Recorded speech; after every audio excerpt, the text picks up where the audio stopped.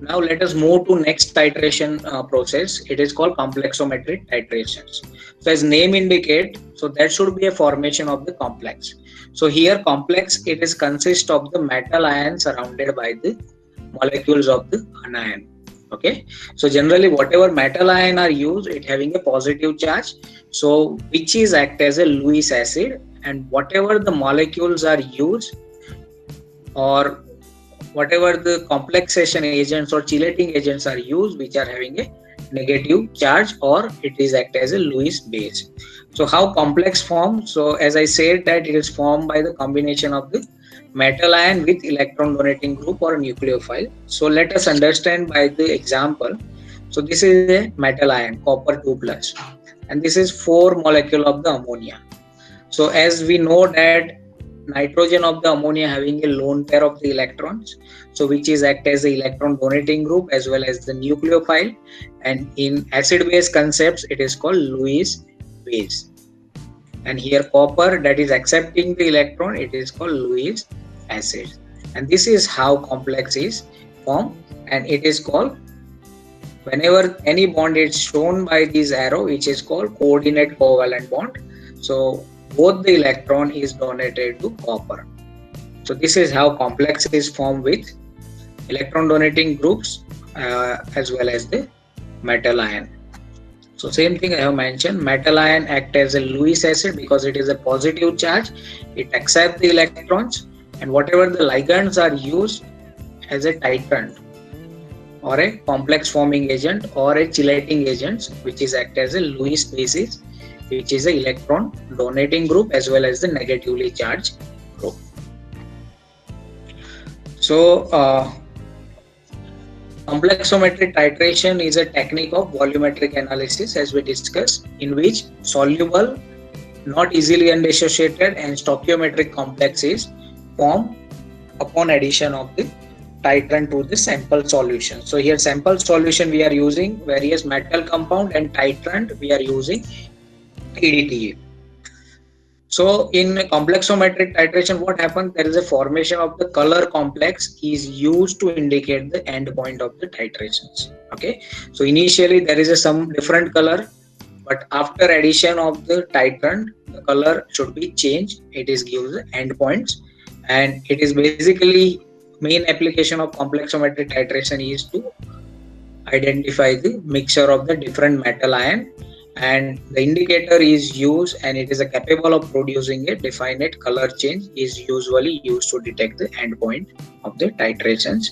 And in complexometric titration, as I said, that EDTA, which is called ethylene diamine tetraacetate, it is used as a titrant.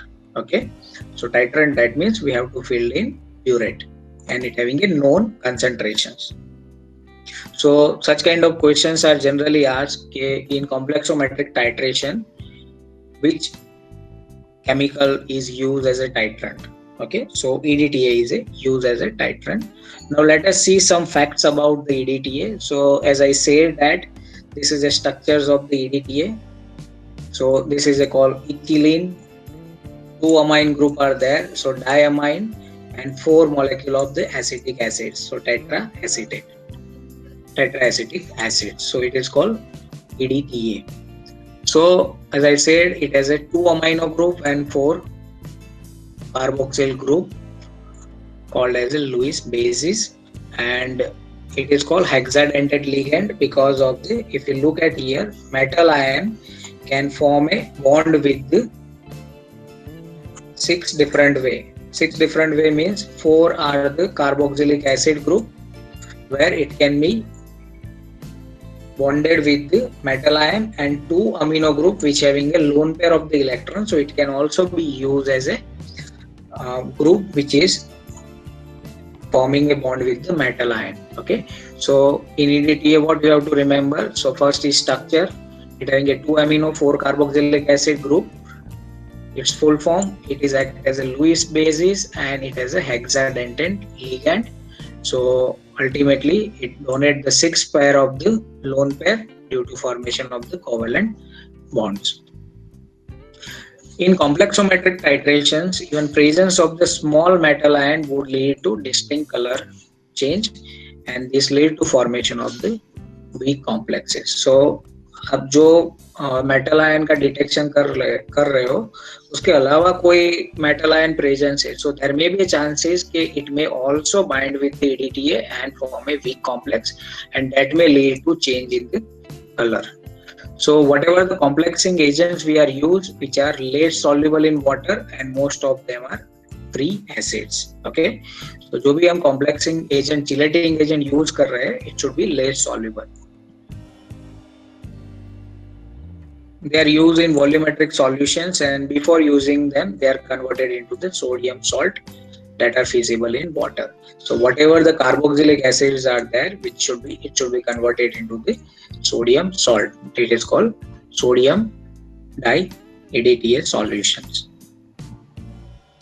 And sometimes simple titration method are used to determine the simple metal ion present in the water, but to determine exact number of the metal present in complexometric titration is used. It is conducted by the EDTA. There are different form of the EDTA. So one form is fully protonated. It is indicated by H4Y.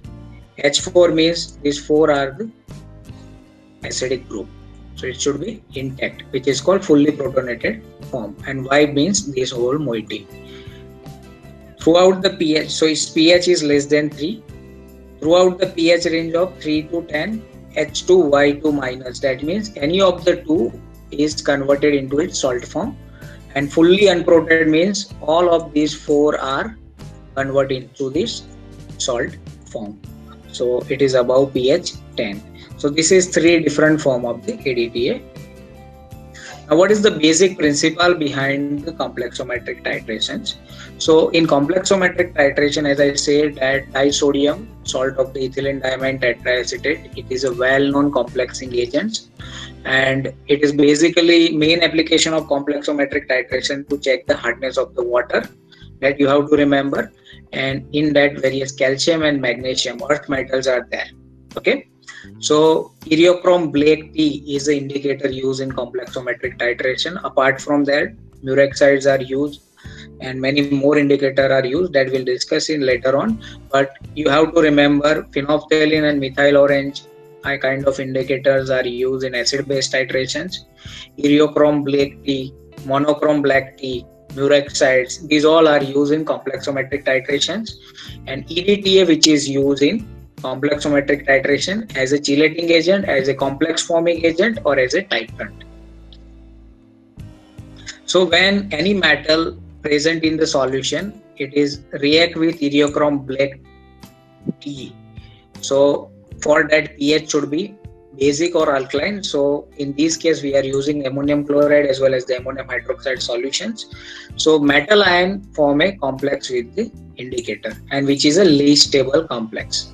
Okay, so once we are adding the indicator, so whatever the metal ion present in the conical flask, it will make a complex of metal indicator complex, and which is a least stable and which should be in wine red color. So initially the color, whenever you are pouring the indicator, the color of the solution is wine red.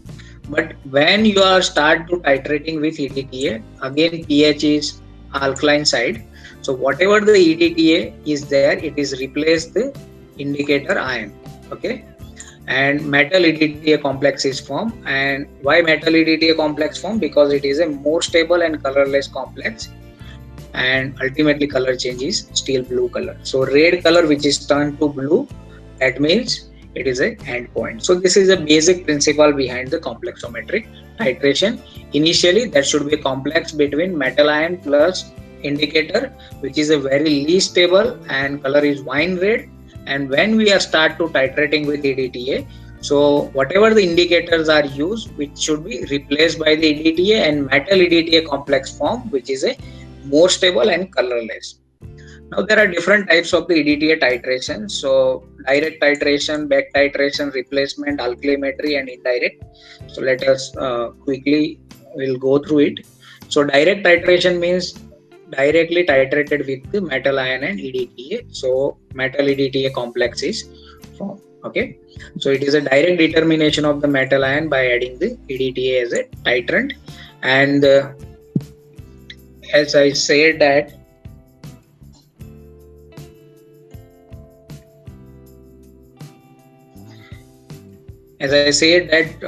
for complex formation, sufficient pH is required. So solution containing metal ion is buffered into the desired pH, and more specifically, it is an alkaline side, directly titrated with the ADTA, and auxiliary complex reagents such as tartrate can be added to prevent the precipitation of the hydroxide metal ion. So sometimes what happens, student, so when we are adding some more base, so at that time whatever the metal ion are present in the solution, so it will form a complex with the hydroxide ion. So metal hydroxides are formed instead of metal EDTA complex, so that we have to take care. And generally for direct titration, copper, zinc and nickel can be measured by direct titrations. Next is a back titrations. So in back titration, axis of EDTA is used. Okay. So whenever we are using back titration, in this case, axis amount of the titrants are used. So what happen? The resulting solution will contain unreacted EDTA. मतलब जो sample solution होगा तो उसमें जितने भी metal ion होंगे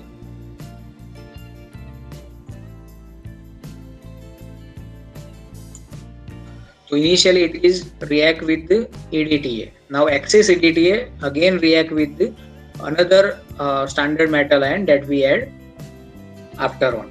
So the resulting solution will contain unreacted EDTA, which is then back titrated with the standard metal ion solution in presence of the indicators. And here zinc chloride, zinc sulfate, magnesium chloride and magnesium sulfate are used as a standard metal ion. I think you have remember, so calcium gluconate injection, it can be titrated by the complexometric titration. So उसमें हमने देखा होगा कि we have used the magnesium sulfate. Okay, so again the type of reaction is a back titration methods. Okay, so same way it is used for aluminum, cobalt, lead, manganese, mercury and nickel. So this is a schematic diagram. So whatever sample metal ion is there, on excess addition of EDTA, it is form a complex with the metal ion 1 EDTA, and unreacted EDTA again react with the standard metal ion. Okay, so here we are using two different metal ion sample as well as the standard, and in second it is make a complex with the standard metal ion.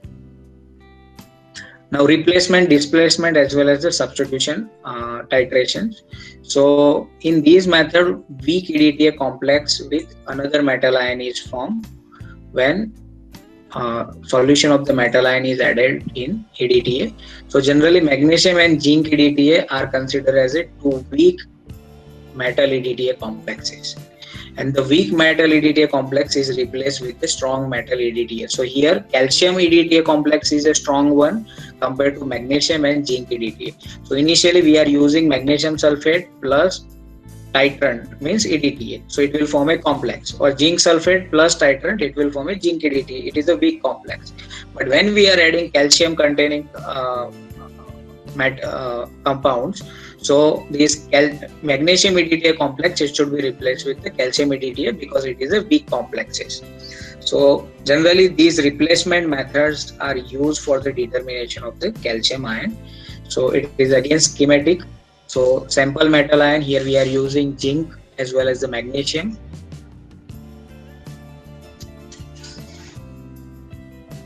With weak metal EDTA, so again it is a sample metal ion M1 with EDTA complex and replaced with the M2. So here we can use the calcium. So same way calcium EDTA complex is formed. Next is alkalimetry. So in alkalimetry, the basic principle is liberation of the free acid, and whatever the free acids are generated, it should be titrated by the base. So it is a kind of acid base phenomena in complexometry. So let us understand by the pictorial presentations. So your sample metal ion in presence of standard EDTA, here H2Y2 minus, that means 2 of the acidic group which is converted into the salt form. Okay, so that's why it is indicated by Y minus.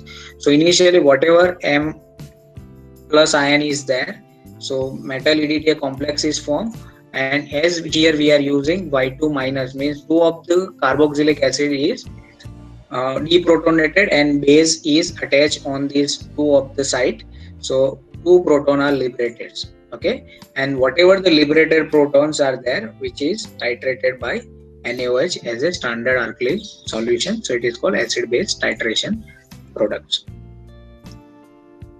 And this is the indirect titrations. So it is the method used to determine the halides, phosphate and sulfate, as they do not form the complex with the EDTA. So certain metals are there which are not react with the EDTA. In these cases, indirect titrations are advisable. So what happened in determination of the sulfate ion solution, it is treated with excess solution of the barium ion. So barium ion that is react with the sulfate in the solution, that is formed barium sulfate, and here we are using the word excess. Now after utilizing all sulfate ion, that is form a barium sulfate complex, so whatever the excess barium is remaining, that is make a complex with the EDTA, and barium EDTA complex is formed, and by this way we can perform the indirect titration. So same is there. Anion like sulfate are used, excess amount of the barium solution are used. So whatever the sulfate are there in the solution, so that will form a barium sulfate and it is a precipitate out, and unreacted barium, that is react with the standard EDTA solution and barium EDTA complex is formed. Now there are various methods are used in exam questions, like which methods are used to increase the sensitivity as well as the selectivity of the EDTA.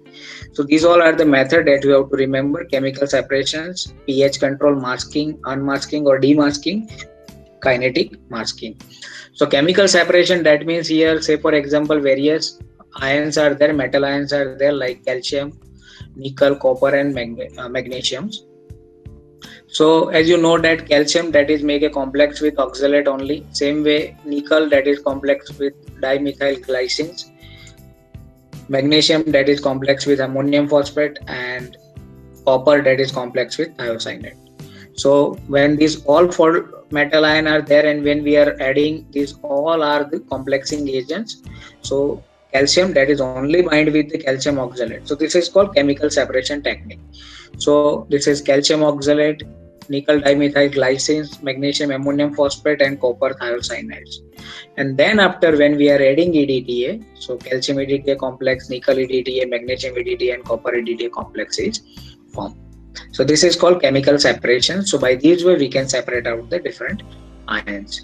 Selectivity by the pH. So when calcium and magnesium are used, so in calcium and magnesium, calcium, that is form a strong complex at alkaline pH compared to magnesium. So if we are keeping pH 10 or less than 10, at these pH, calcium EDTA complex more easily formed. Same way bismuth are there and it is in presence with some another atom metals. So at alkaline at acidic pH, here there is some mistake.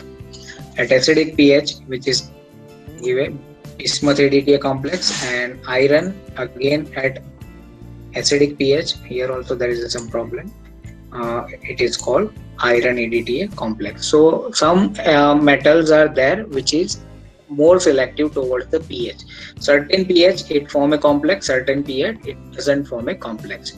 Now masking agents. Now what is masking agent? So masking agents are the agent that form a stable complex with certain metals and it doesn't forming a complex with another kind of metal. So here cyanide ion is act as a masking agent. So in exam questions like in complexometric titration, which ion is act as a masking agents?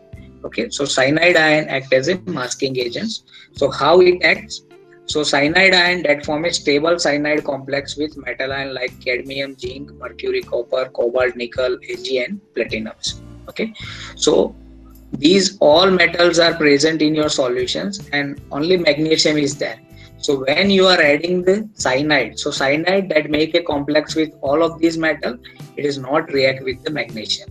So these metals are not interfere with the titration. So that's why we are using the masking technique, which increase the selectivity as well as the sensitivity of the EDTA. So this cyanide ion that form a stable cyanide complex with the metal cation like dissolve, and does not form a complex with alkaline earth metal like magnesium, calcium, as well as the manganese and lead. So these metals are there. So apart from calcium, it is cyanide that is react with all these three metal and that form a complex, and calcium ion is not react with the cyanide ion as a masking agent. So ultimately whatever remaining calcium ion is there react with the EDTA and that form a calcium EDTA complex, and it can be measured by the complexometric titration, and mass complex is prevented to take part in the reaction, so it will give a accurate result. So here you have to remember cyanide ion that is act as a masking agent, and it is not react with the alkaline earth metal like magnesium, calcium, manganese and lead. Next is a demasking agent. So demasking agent are generally used whenever the complex like mercury cyanide complex is there. So how to demask it, how to remove or how to break these complexes? So for that the chemical use is formaldehyde. So here what you have to remember, formaldehyde it is act as a demasking agent. Okay, so calcium and zinc, once you have to use cyanide. So as you know that calcium it is a alkaline earth metal, so not make a complex with cyanide, but zinc cyanide complex is there. So whatever calcium is there, that is react with EDTA. Then after what happen, zinc cyanide complex is there. When you are adding the formaldehyde, so zinc ion is separated out and that is form a weak complex with EDTA. Then after you can titrate with the EDTA. So here in this slide, important thing is formaldehyde, which is act as a demask agent, which is breakdown of the complexity like zinc, cyanide or any other metals. Next is kinetic masking. That means some of the metal react with EDTA in fast manner and some of the metals are react with the slowest rate. So same way iron that is react with the fast, chromium that is react with the slowly. So by this way you can achieve the selectivity as well as the sensitivity, and these all are the metal indicators: heliochrome black tea, mureoxide, pyrocatechol violet, xylenol orange, and pyridyl azonaphthol, which is called PAN. Okay, so only you have to remember the indicator used in complexometric titrations. So in these important questions are different types of the titrations as we discussed: direct, indirect, replacements kind of titrations, alkalimetric titrations. Now second is method to increase the sensitivity of the EDTA. So which methods are used? So masking, demasking, we are using chemical separation method, we are using kinetic methods. So these all are the method. Next is best titrant used in complexometric titrations. So EDTA is the answer. Best metal is used as a masking agent. So cyanide is used as a masking agent. Demasking agent is formaldehyde. Next is metal heliochrome black tea complex. It is less stable and it should be white red color. And metal EDTA complex, it is a more stable compared to above one, and it is a blue color. And some facts about EDTA that you have to remember: it is a hexadentate ligand. It is called complexometric titrant or complex forming agent. Sometimes it is also called chelating agents.